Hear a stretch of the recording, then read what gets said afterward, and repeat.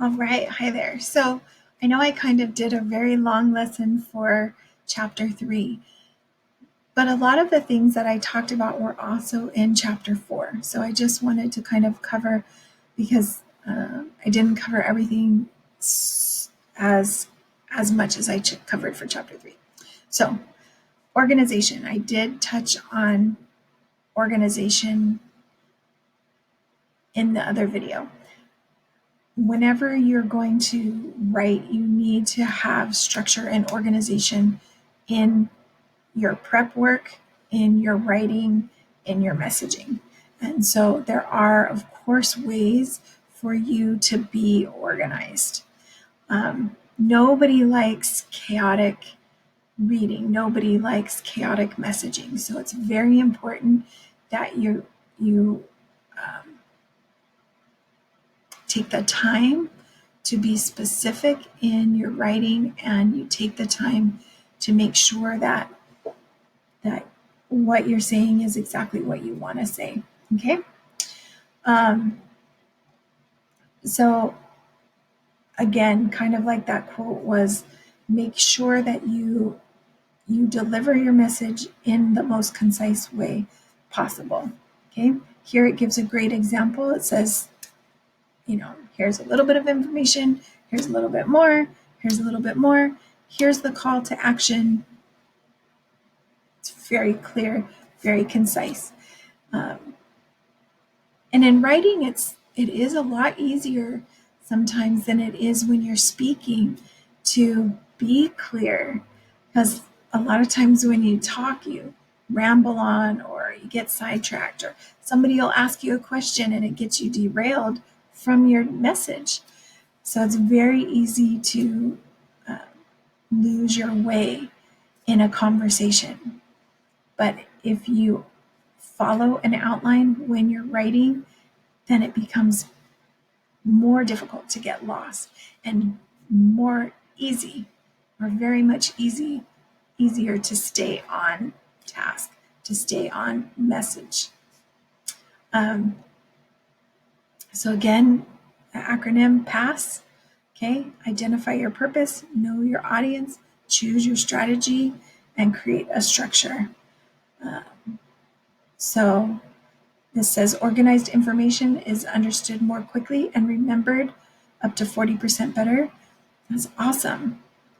So when you're going about providing structure for yourself in your writing, that usually comes in the form of some type of outline. And outlines come in all different kinds, all different varieties.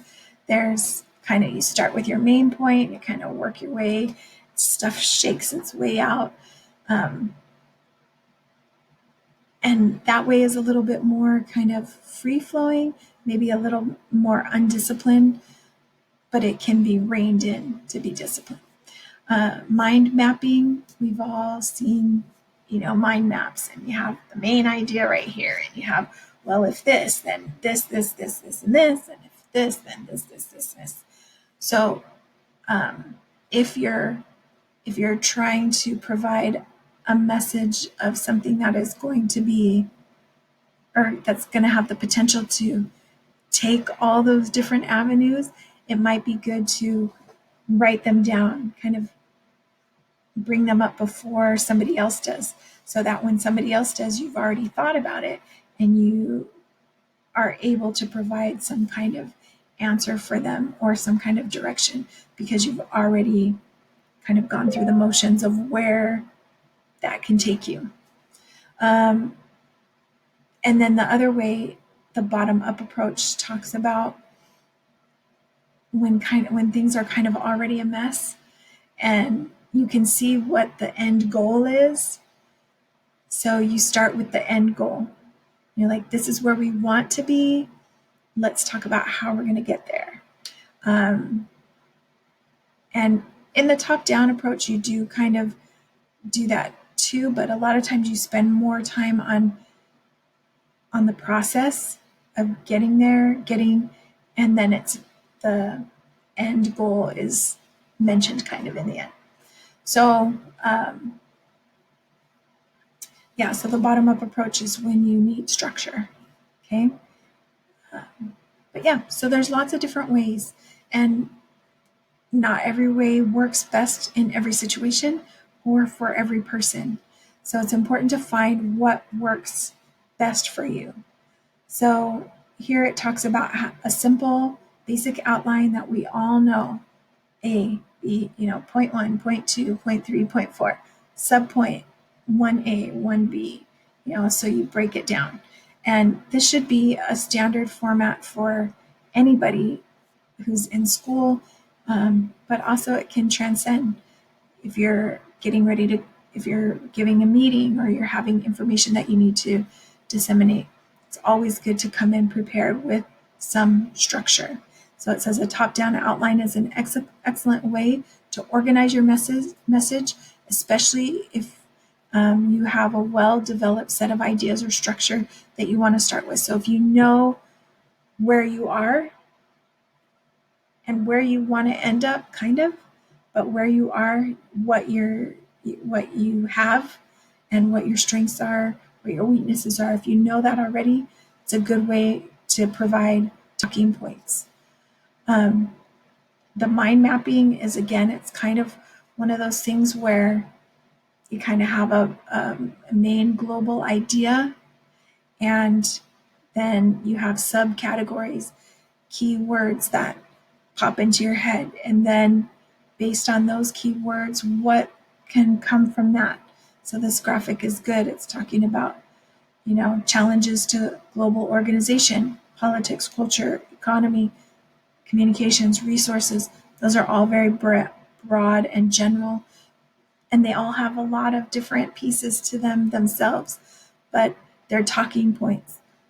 And it can be good ways to break up groups into different tasks that they might have to perform or areas that they might have to focus, creating teams and finding teams who are strong in those areas. If you can identify the areas, then it's easier to place people. So that's mind mapping. And then the bottom up outline, again, brainstorming, looking at the brainstormed ideas and narrowing it down to what works and what might not work, and then putting them in order, putting your plan that you have, that you gathered from everybody's ideas and worked through, and now you have a specific set of things how you want to organize it. So those are just 3 different ways for you to organize your thoughts before you bring them to the table.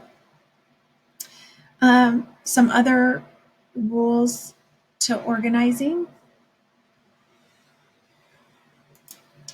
So in this example, it talks about telling a story. You have to have a beginning, which if you're crafting an email to inform a company employees of some possible changes that could be happening, you begin kind of with an explanation, and then you get to what the problem is, and then the action item comes. This is what we need to do. That's kind of like, that's where you're going. And then this is what we need to do, and this is why we need to do it, and this is how we're going to do it. So it follows kind of a story pattern. So that's one way that was suggested by Brian Gardner.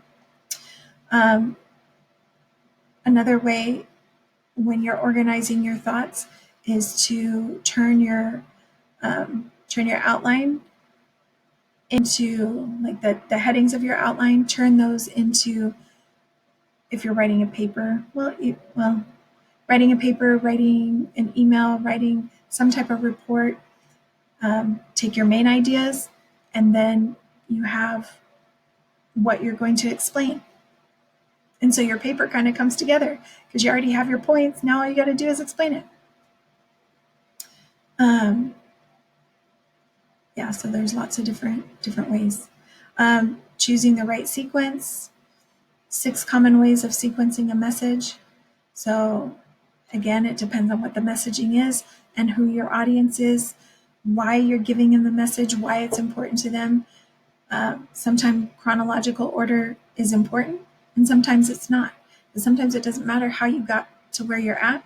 It just matters that you need to get out of there quickly, or or maybe your audience is a very analytical audience, and you need to make sure that you're answering only the questions that they care about. They don't care about the fluff. They just want to know the whys and the hows about it.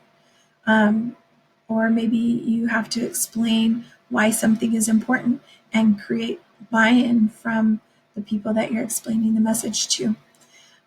So you really have to know who your audience is, what the main point of the message is for each type of audience, and then you can pick which way works best for you. And then this talks about, after creating an outline and clarifying the sequence of your content, build a solid structure for your message. So you want to grab attention, you want to have an agenda, you want to have time to debate things out, and then you want to have a time to call to action. Call to action is so important, and it's a piece that I feel is often left out. And it's left to this kind of ambiguous nothingness, and people kind of are left guessing, well, wait a minute, what am I supposed to do now? Okay, so when you're calling to attention, why should your audience care? So you got to make sure that you get them, that you hook them, right? Okay, and then follow your agenda. Have an agenda. Know why you're there, and know what you're going to say. All right, and then the argument is kind of the meat of your message, brings about the main points, give people support for what you're arguing or what the need is, why it's important, why you're talking to them, okay? And then call to action. Call people to action at the end. Let them know what needs to be done or what doesn't need to be done, or how you plan on helping them get there. Okay? All right, so the 4A structure, capture your audience attention. And in order to do that, you have to know your audience, and you have to be able to help them understand why they're your audience. Okay. And then you go over your agenda and you support your argument, you support, be able to defend your position, and then call to action. So again, another little bit of long-windedness, but I think it's important to walk through these ideas, and they do go hand in hand, and but they're very important. So again, read over some great. There's some great readings here in the back. Thomas Jefferson's Steve Jobs and the Rule of Three. It's a great read, so you might want to get into that.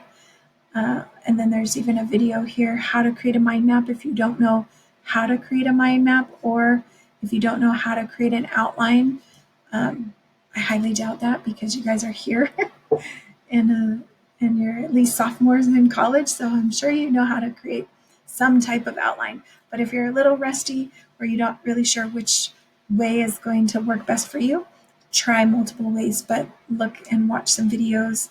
YouTube is great. They have multiple videos too, so you can watch how to make a mind map, or watch how to do Cornell notes if that works for you, or just a simple basic outline. But again, I will see you guys on Wednesday, and we will talk more. Have a great night, and aloha.